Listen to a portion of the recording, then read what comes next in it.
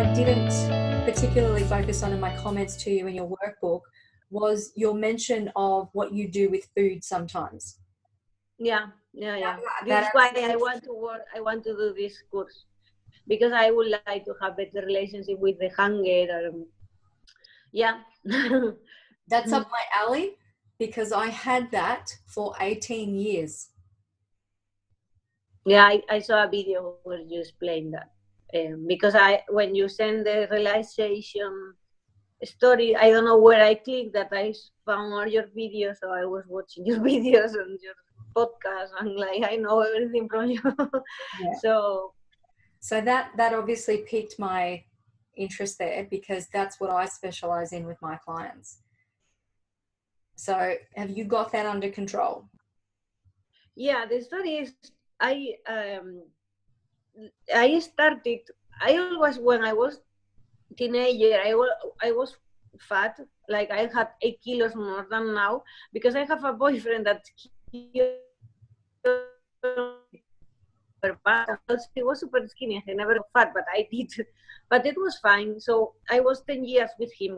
When he broke up with me, it was perfect. Like I was super sad, but I mean, it was the best decision ever, and he did it. So I was super sad, and I lose 6 kilos, and then I got breakage, and I lose 2 more kilos. So I was super happy.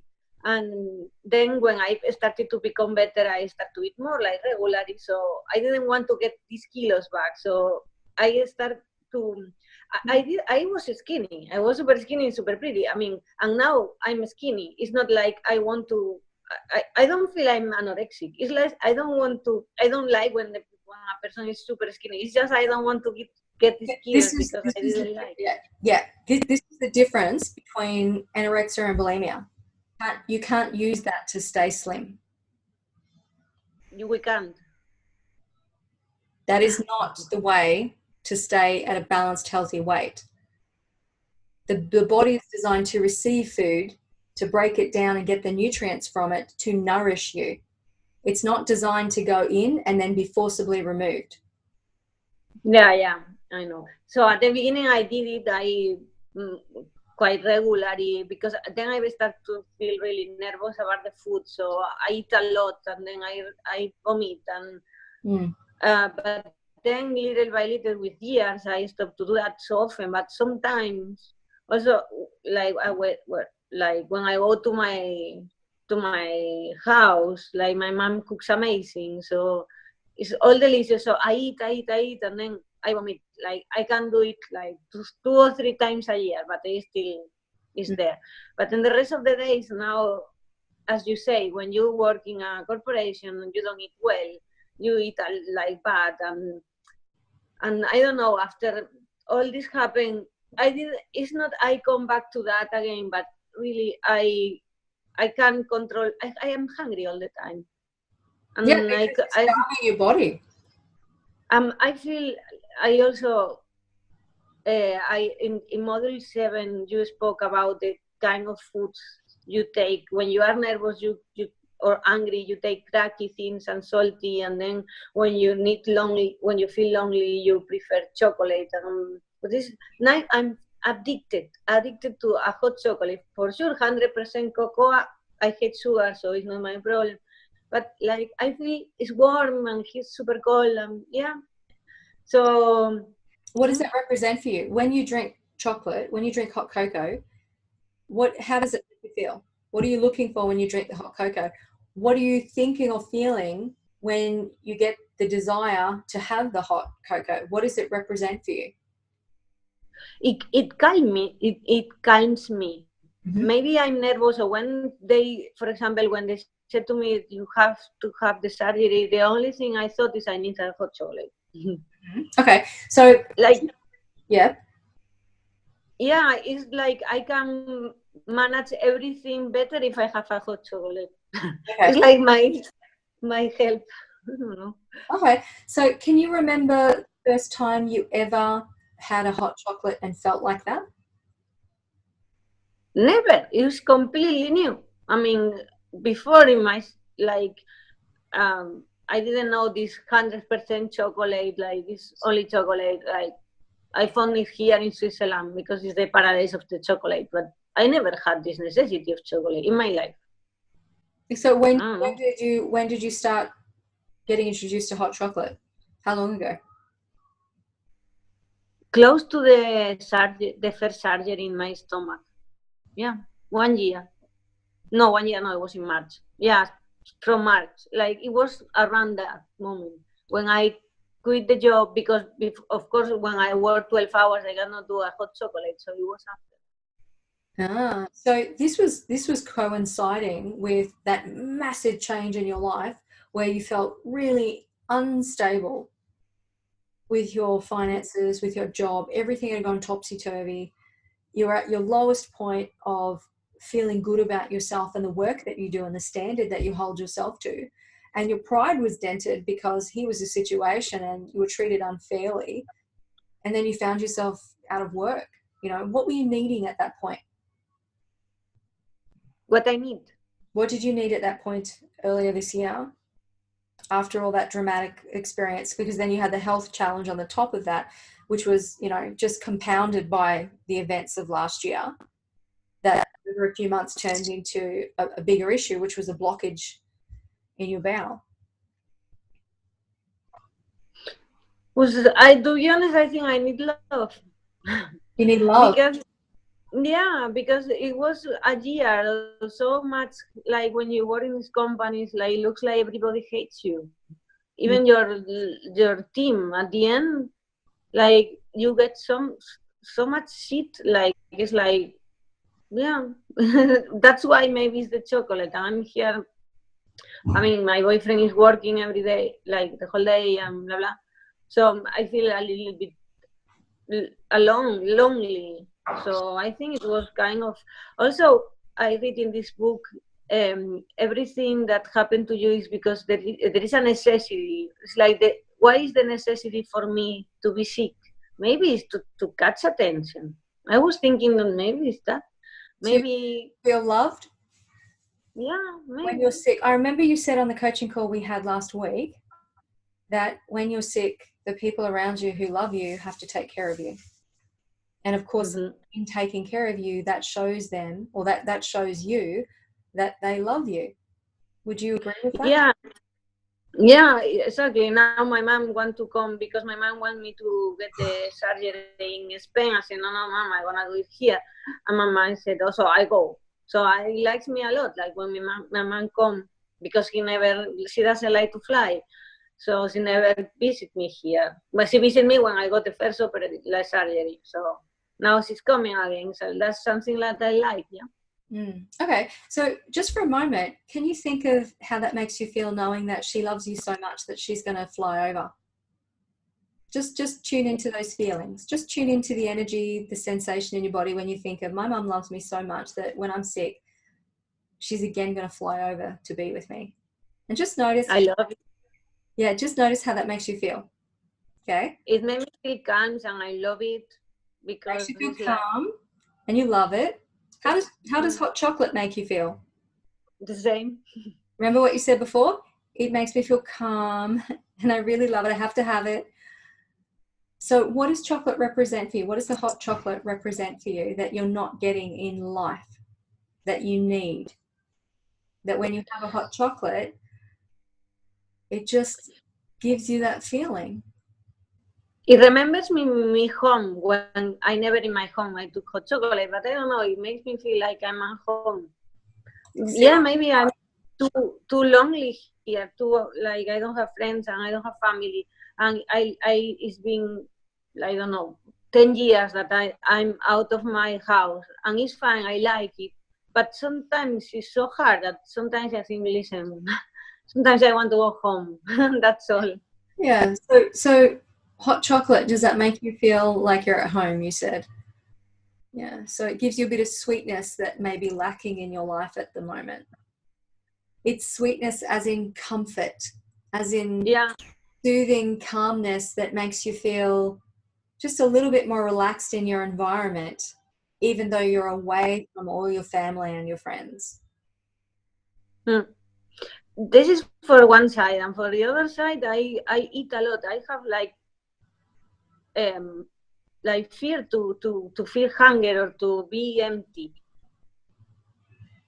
I eat a lot, and then and then I become super full, and I say, "Come on, I didn't need it." So I'm trying to be focused when I'm eating. That feeling is enough. I'm full, like, because it's like, and I also become obsessed. Like I'm hungry all the time. I'm hungry all the time. So I don't know if I'm create the hunger, because like if I'm saying all the time I'm hungry, like I don't know. I have this relationship that it's gone. I feel better about that, and now I feel like it's coming back a little bit for all these things. I don't want to vomit, and I don't want to vomit.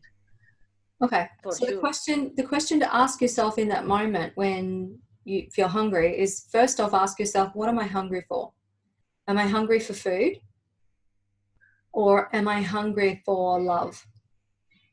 Am I hungry for support? Am I hungry for someone to tell me everything's going to be okay? And what I do, it's amazing, this question. It's super good. But You got to if the differentiate. answer, I need support, what I do, I call my mom. No. Yeah, and she's not there. But a hot chocolate's there. Your mum's not there, but a hot chocolate is. It's the next best thing, isn't it? Yeah. So but it's bad. This is why there's two things here. We are naturally going to feel hungrier when we are denying our nutritional hunger, when our body really, truly, absolutely needs food, needs No, it's not the case. I don't want to be sick again, so I really proper. I take care of what I'm eating. Right. For me, it's not a problem. But the thing is, when I become nervous, that I eat. But I don't eat like chips or this. I'm eating a lot, but of the good things at least. Yep. Well, that's okay. Some days your body is going to be hungrier than others. You know, if you're listening to your hunger and you're asking yourself, what kind of hunger is this? What am I hungry for? Am I really, truly hungry for food right now? Yes? Great. Awesome. I'm going to honor my hunger and I'm going to feed my body good food and I'm going to be mindfully enjoying it and eating each mouthful one at a time so that when my body starts to tell me it's had enough and it's comfortably full, I'll know it's time to stop. Right? So that's the nutritional hunger. That's the actual biological need for food. Okay. The other kind of hunger is an emotional hunger. What is it? What's the need? Okay. So if you ask the question, what am I hungry for right now? And the answer instinctively is not food, inquire, what is it? What am I hungry for? I'm not hungry for food. So food is not going to fix my feeling. So what am I feeling that I think food will fix? Or what am I feeling that I think or know a particular kind of food is going to temporarily squash for me so I don't have to deal with it? So it's just asking, what am I hungry for? Am I hungry for nourishment? Am I hungry for friendship? Am I hungry for support? Am I hungry for love? Am I hungry for certainty? Certainty that I'm going to be okay after I have this surgery. All right. So just asking yourself that question makes you pause before you automatically reach for food. Even if you're reaching for good food, does your body actually need that? If it does, honor it. Give it the food if it needs it, you know? But if it's not, if you instinctively realize, I'm actually not hungry for food, what am I hungry for? What am I feeling? What am I feeling that's got me thinking I need a hot chocolate or I need this or I need that? And explore that. Get to know and understand what is your hunger about. Because otherwise it's just another unconscious pattern that is creating another issue for you. If you eat too much and then you start to freak out about it and you're afraid of putting on any weight, for example, then you're going to revert back to that old pattern we were talking about before. You know, it's still there, but you're choosing not to need it because you don't want that old pattern. It doesn't actually work. It doesn't help you feel better. It's not solving anything, but it's there. The potential to revert back to that pattern is there, but you've got to figure out, well, what do I need in this moment?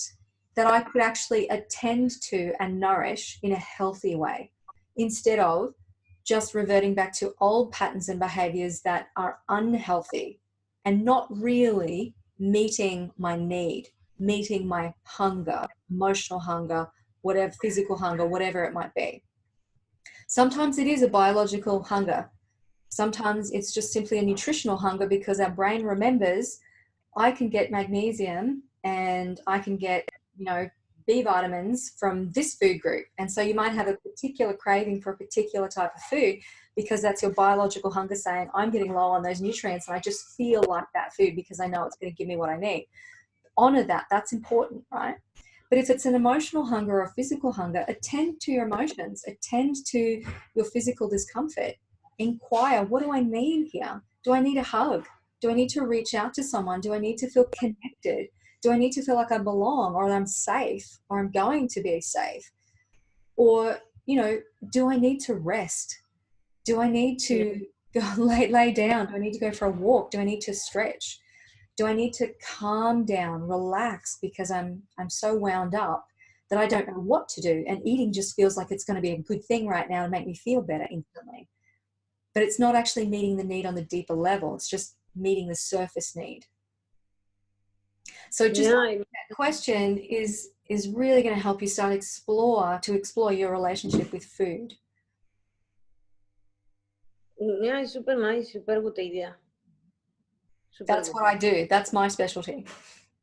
Yeah, well, you are super good, because, yeah, I mean, it's of course we are learning, and it's so nice, so cool. This story of the coaching is amazing. How you can help, but it's like to get the point you are like. It's like, oh my God, I'm like years. You'll get there. Away. Look, it's just years and hours of actually coaching. And, we all have to start from somewhere. I was very similar to you and many of the other students and graduates in the beginning, feeling like, should I use this tool? But if I use this tool, or even if I did sort of suggest, let's go look at this tool here, it kind of didn't flow on some occasions. It didn't actually help my client, because it was just a useless tool that wasn't really what they needed. But I learnt that from trial and error. And that's exactly what you and the other students need to do, is to learn what works for you in the way you uniquely use these tools to coach your clients, to find out what works for your clients.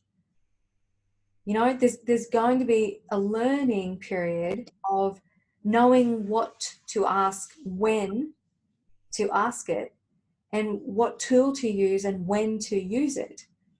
That's not something that you're going to know instinctively, immediately. It will become instinctive over time. But just remember, you don't need to have everything in your toolkit right now. You don't need to remember it all. You don't need to have it perfectly. Just showing up and creating that space to help your client relax, to calm down, to feel like someone is listening to me. Someone is helping me and making me feel important. That is a gift in itself as a coach. Because from that space of mutual trust, you can then help your client explore what's really going on for them. And that will get better and easier for you over time the more you practice coaching. This is your first practice coaching session that you've just done. It was a 2-hour session. It was fantastic. You taught her skills, you educated her, you gave her a link to educate herself. Awesome job. There's no room for being hard on yourself when you're learning, because it's all a learning experience.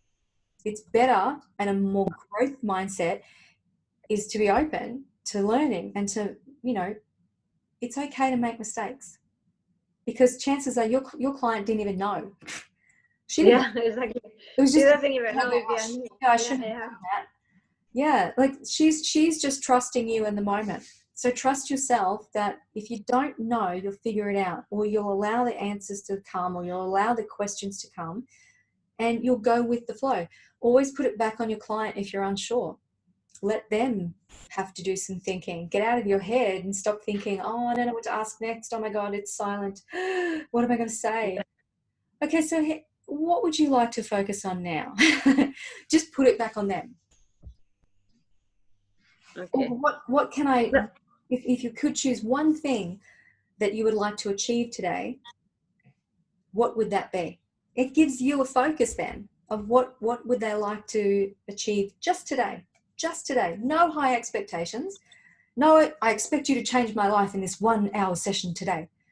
Just one little thing. What could you teach them? What would they like to learn? What would they like to get clear on? Let them tell you. You don't have but for example, I passed 2 hours with her and we spoke a lot and I explained a lot of things of the mechanism of the brain. But it's the second time that with you, with one question, you just solve the problem. Not solve the problem, but to get me the key to understand. Only with one question, no blah blah, no nothing. So when you, the first time it was with the visualization of the fist, it was magic, like disappear in 10 minutes. When I was working with that, like, I don't know how many. And then now with the hungry, like, it's true, it's only what I'm hungry for, because I never speak about that with anybody but my boyfriend, like anybody in my life. But only this question is just magic for me. Like to get this key question is, for me, it's like a miracle. I like, wow, it's freaking me out. Yeah, that is, boom. Hopefully that demonstrates to you that you don't need to do so much stuff in that session. As long as you can pinpoint the thing that client needs in that session and you can give that to them, you've had a successful session for that client, because that client is then going to walk away with the insight that they need in order to take that next step or to do that next growth requirement of them in order to break away from their old pattern. So it doesn't need to be groundbreaking. You just need to focus on your client and try and pick up what is it they need and give that to them. That'll come easier as you work with clients, because when you work with the same sort of clients and you specialize in that area, particularly if it's already been your story, you've already lived through it and come through the other side realizing, wow, there's a whole different way to go about working or to go about doing this or that. When you've lived your own story and you've had to figure out a new way to operate in the world than what you were doing, you have an insight into your ideal clients already. So when you start to work with them, you'll notice patterns. And those patterns, as much as we're individual and we're unique, we're all human and we all have a very specific set of needs.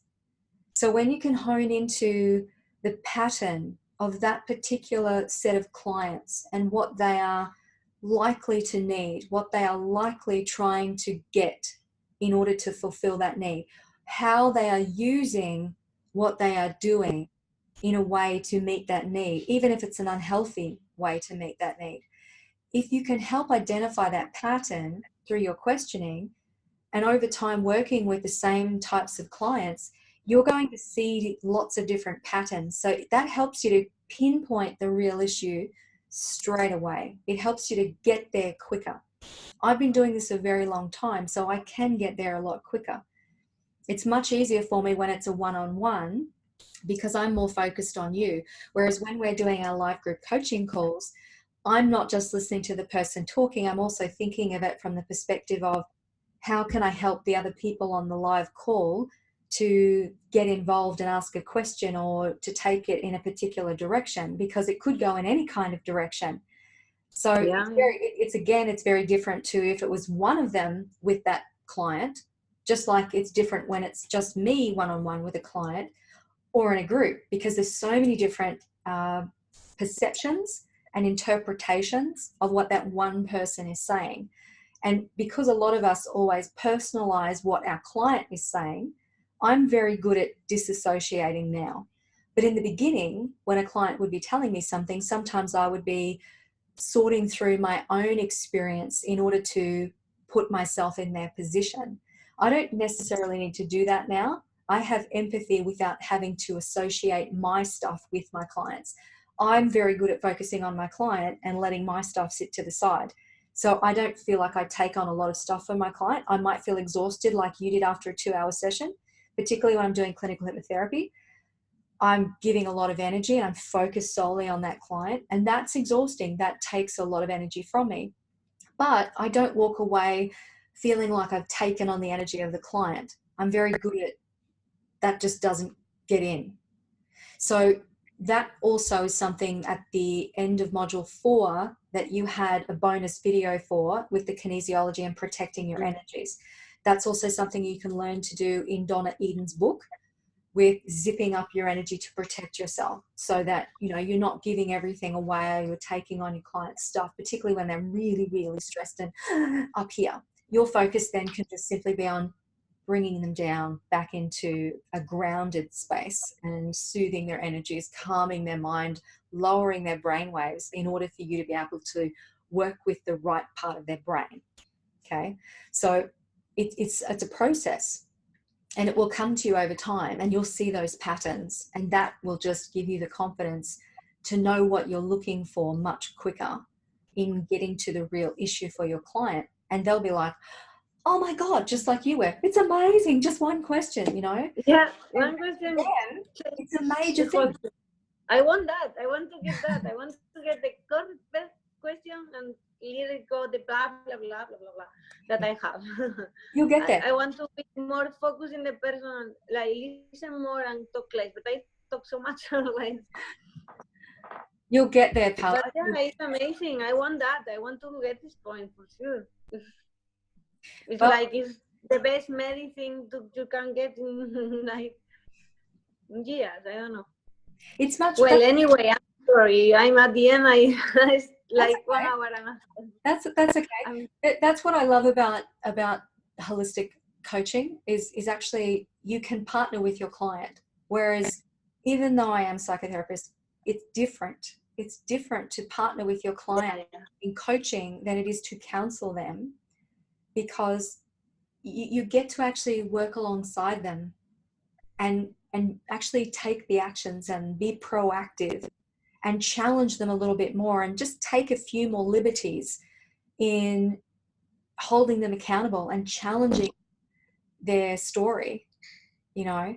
And that is what makes coaching so unique, because you really do have to put your own unique personality and flair into your coaching relationships with your clients.